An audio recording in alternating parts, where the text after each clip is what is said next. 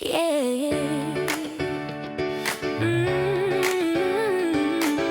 Yeah. Hey, yeah. She sacrificed, she healed her heart. She evolved when it fell apart. She revealed the strength within. Now she obtains, she rises, wins. S.H.E.R.O. Let your story overflow from the struggle to the glow. Welcome to the S.H.E.R.O spotlight.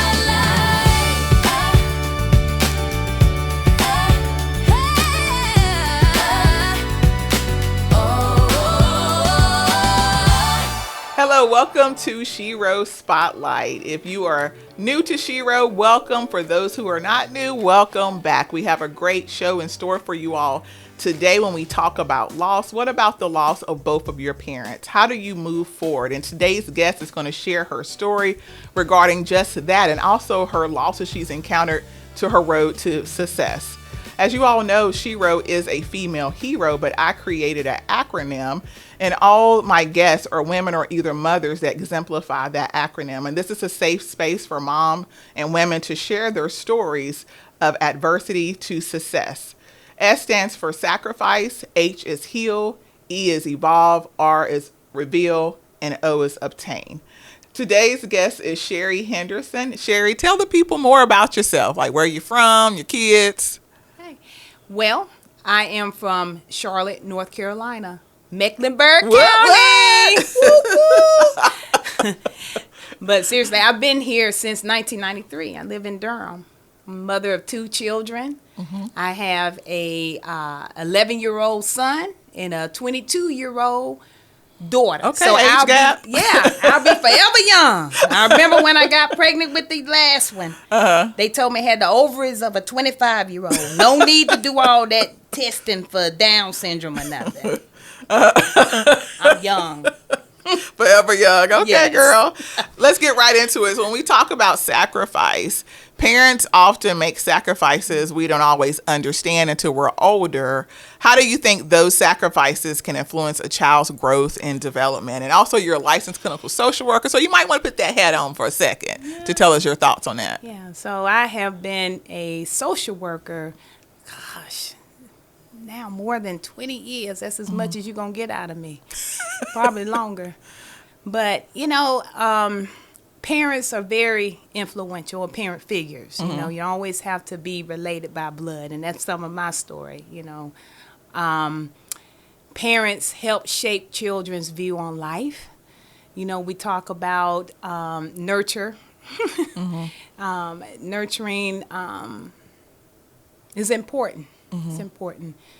But being a parent, now it's interesting because early in my social work career, I used to teach how to be a parent to first-time parents. Now, I wasn't a parent. I was the early 20s, telling folks you need to read every night, brush their teeth. No.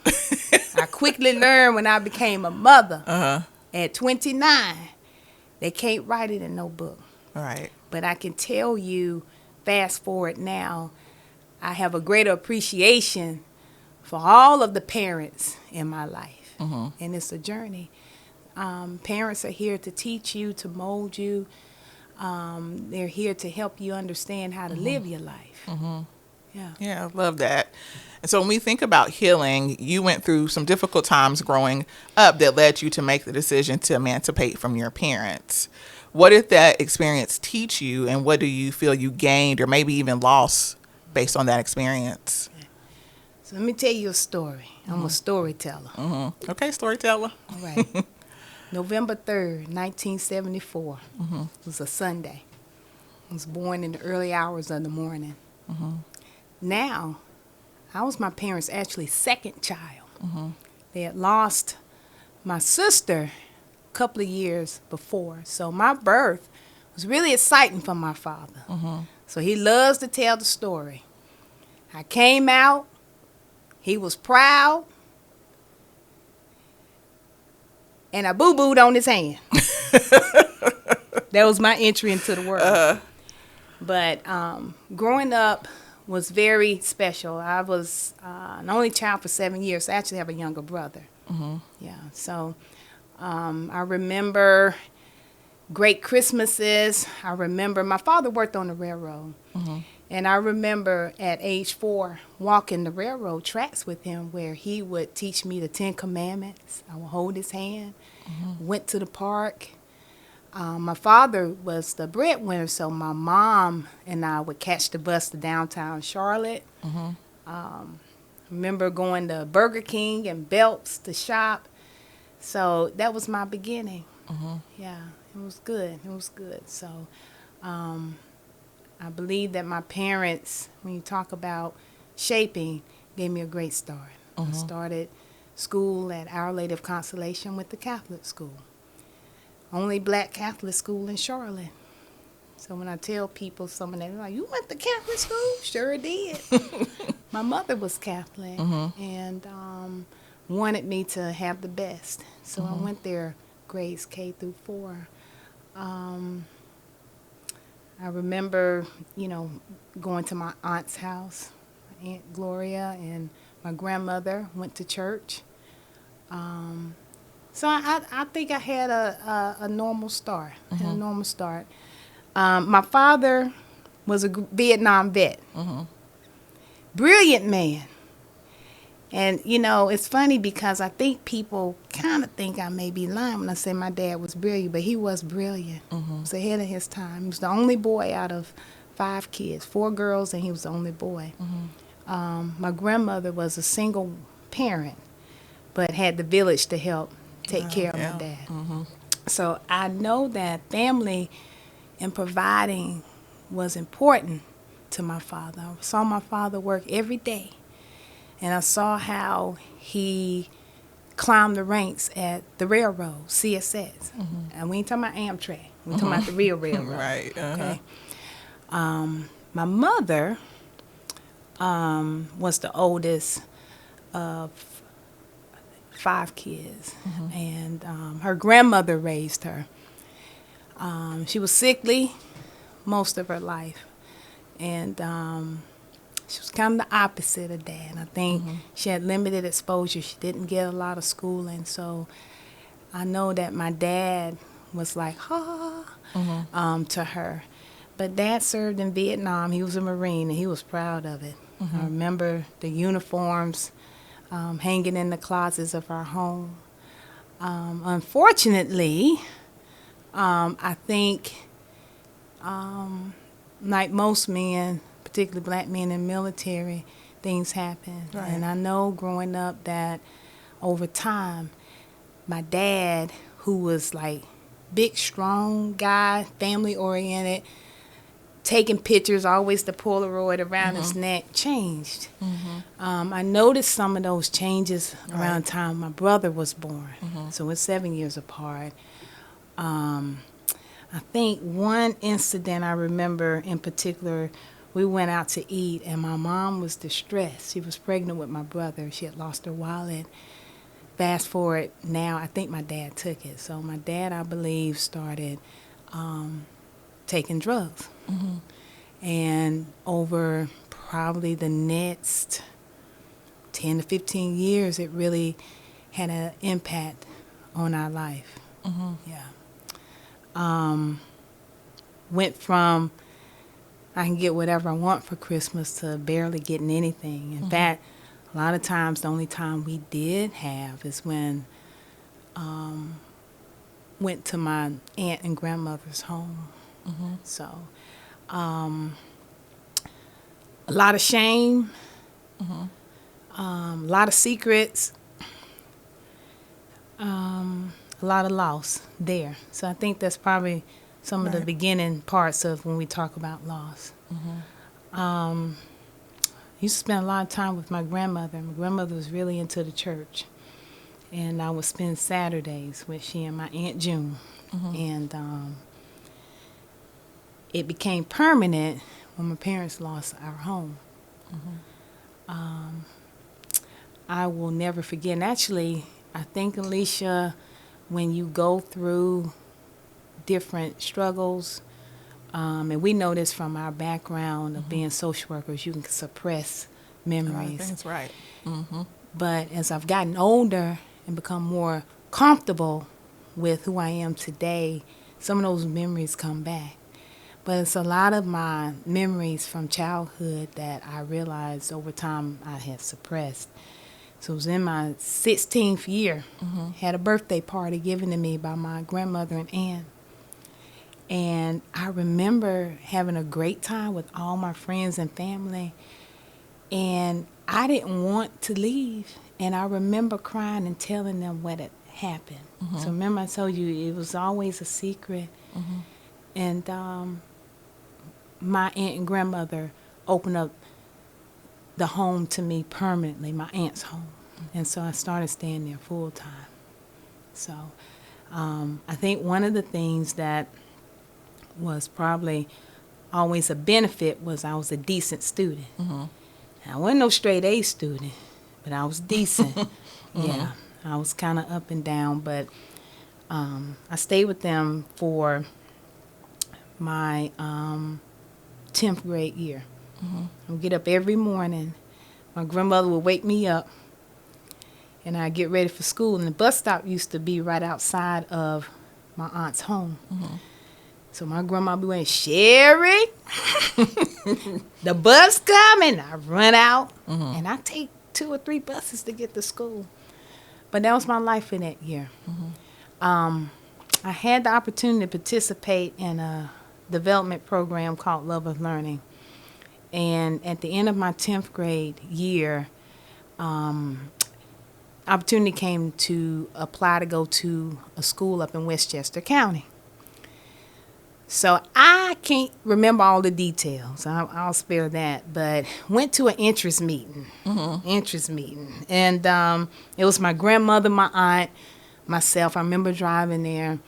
And it was another student there who became a friend of mine throughout the journey. But anyway, it was only one spot.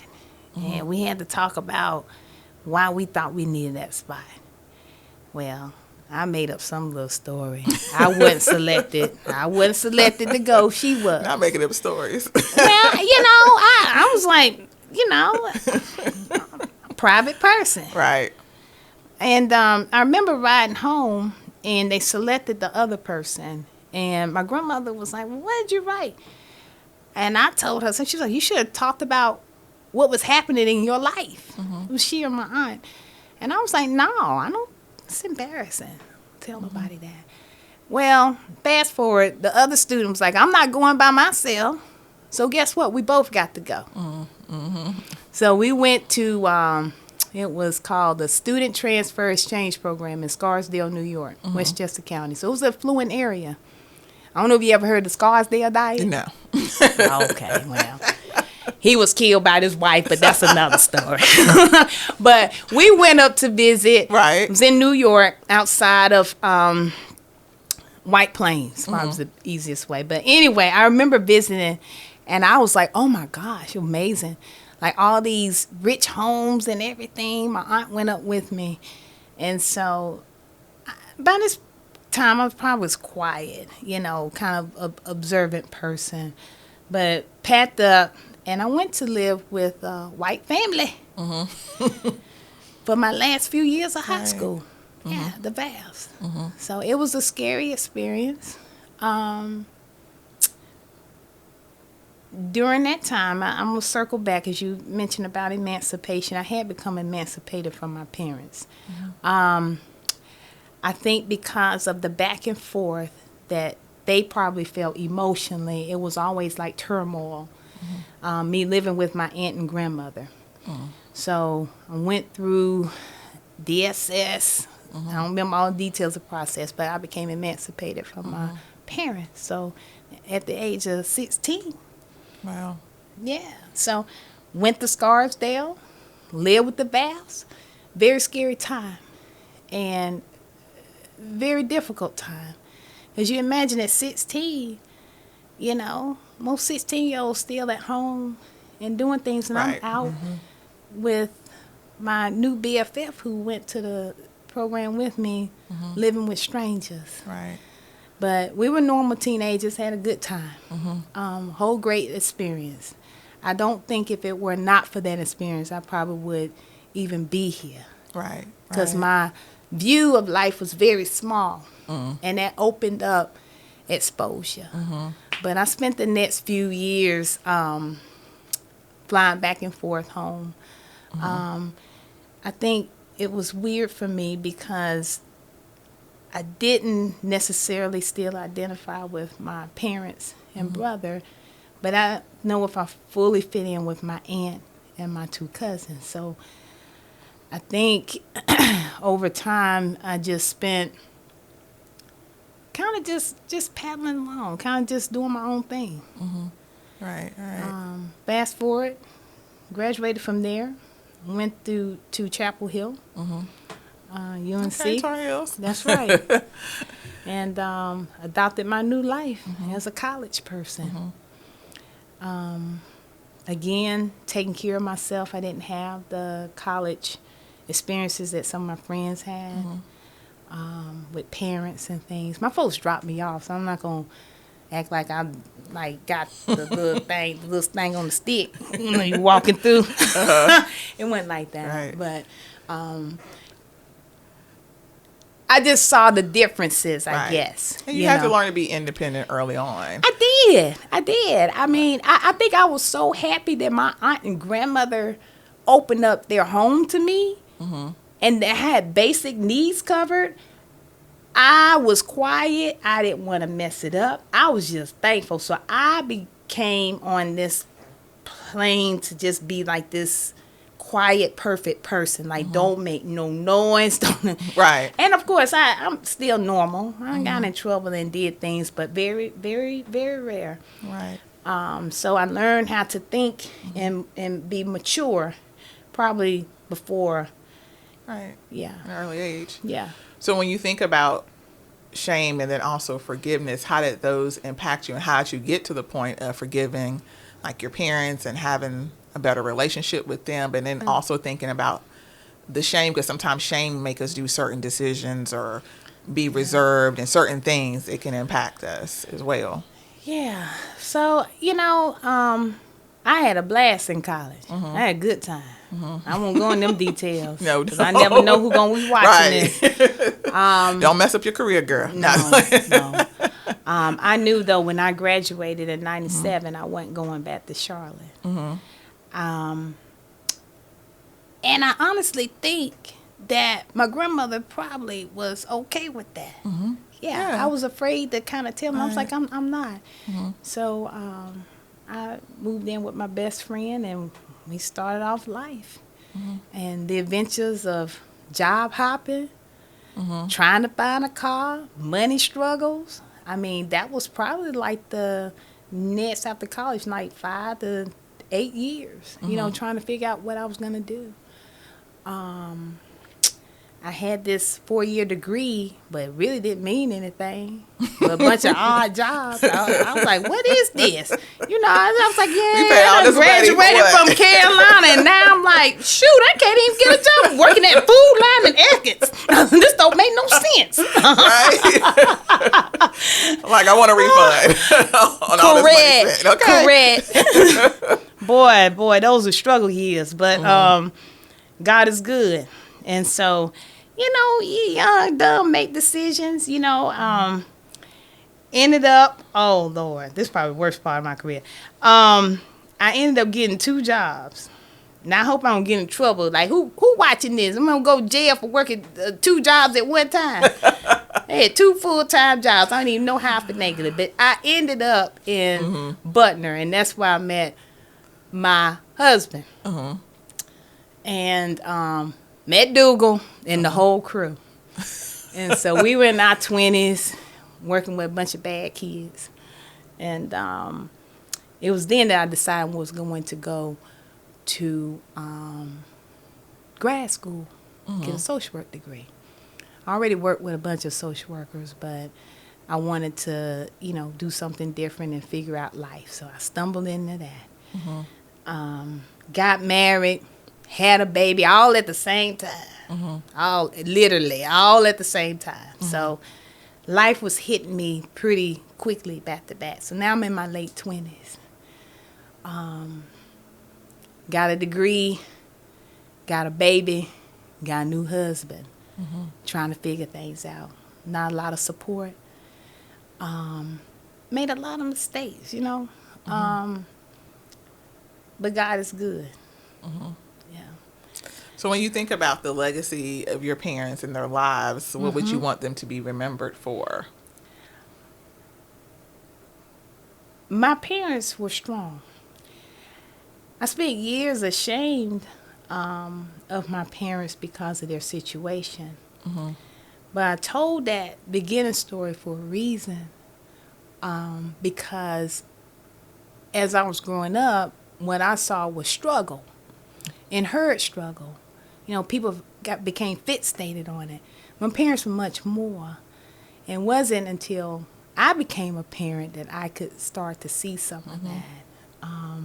Going through my own struggles, working a lot, I realized that I had the work ethic of my father, and my brother does too, being a provider.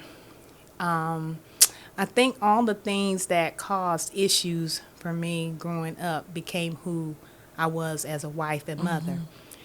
I had everything figured out with how to provide, but I wasn't much of a nurturer. Yeah. I think that probably it impacted my oldest the most. And not spending as much time. And I think I realized that when she was in late middle school, that she was going to be leaving. And I think it kicked in then I need to create memories. I think she had a school project one time. And I was like, what's your favorite memory? She said, oh, when I was with you at the hospital. And I was like, the hospital? I knew then that wasn't normal, so I had to switch some gears. But anyway, I don't mean to ramble with you, but it's like all when you kind of going through your whole life. It's an interesting dynamic. I can tell you, Alicia, that it was through those difficult years with working a lot. Both my parents were still living at that time, and my marriage was straining. And I just remember working, not taking time to enjoy life. And my father became sick first. And I remember my aunt calling me because I worked in healthcare. I was like the go-to person. And I was angry at my dad. I didn't realize that. But I got called to help him. And I had an issue with that because I felt that during some of the times where I needed him the most, he failed. But I was taught to overlook things and to, again, you got to remember I said I was shaping myself to be. Yeah. So did what I had to do. Dad ended up passing away, and I had Mom to take care of. I hadn't had a real relationship with my parents for a long time. And so it was through that my father's illness and death that I was able to connect with my mother. End up being like a caretaker to her. And it opened up a new relationship for us that we didn't have. And I realized I enjoyed it. So we had our routine and things together. July the 17th, very important day. I remember I was very tired working, and I came home and laid down.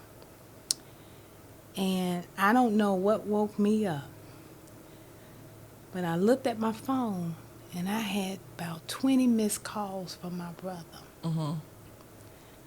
Now, my brother and I love each other, but, with the distance and things, we may not be close like you and your sisters in that way, but we love each other. But I knew if he called me like that, something was wrong. And I remember sitting on the side of the bed. I said, something's wrong with Mama. And when I called him took me a minute to call him and get courage. He told me, Mama, he was crying. I said, Thomas, tell me what's going on. And I found out that my mother had died. Oh, I'm sorry. Yeah. Yeah, yeah. That loss, strained marriage, Right. loss of my father. In fact, probably since 2006, I've lost a lot of my family, immediate and extended. So we're a very small group now. So it's been a lot of loss. And so what advice would you have someone who's experienced a lot of loss? And just real briefly, it's your last question. How do you move forward in life? Okay. I grew up in church. But I ain't always believe in God. It was through those events that it helped me develop a relationship to know who God really was. So there's going to church, but really experiencing the work of God in your life. And I won't get into many details, but I can tell you I have had personal experiences, Alicia, where I know it was the prayers of my aunt, my grandmother, whomever else that got me to where I'm at. Because I ain't always prayed for myself. And the first time I experienced God, it was real. And I knew looking back over my life that everything had been laid out and ordered, and it continues to be. So I'm almost 51 now. Yes. And so you asked me earlier about parenting. I learned forgiveness because I serve God, and I know that I love because He first loved me. Amen. My parents did the best that they could. Being a parent myself and having gone through things, you do what you got to do. And you hope that at some point your children will look back and be thankful. I miss my parents. And, you know, since my mother's death, continue to process that. Loss can be renewal. I haven't figured out the perfect recipe. I don't think it is, but I think it's awareness, acceptance, and you figure out how to move on and live legacy. I work hard because I am my parents' legacy. My brother is, as well as my children and his daughter. So they left a good, strong legacy. Awesome. Yes, awesome. Yeah. And so, Sherry, I thank you so much for being my guest today. And I want you to know you are a SHERO. You have sacrificed for your children, healing from your past hurts, evolving into what God wants you to be. Sat here today, revealed your truth, and out here obtaining your goals and happiness. We just thank you so much for coming on the show today. And we hope that you all tune in to our next one. Thank you. The SHERO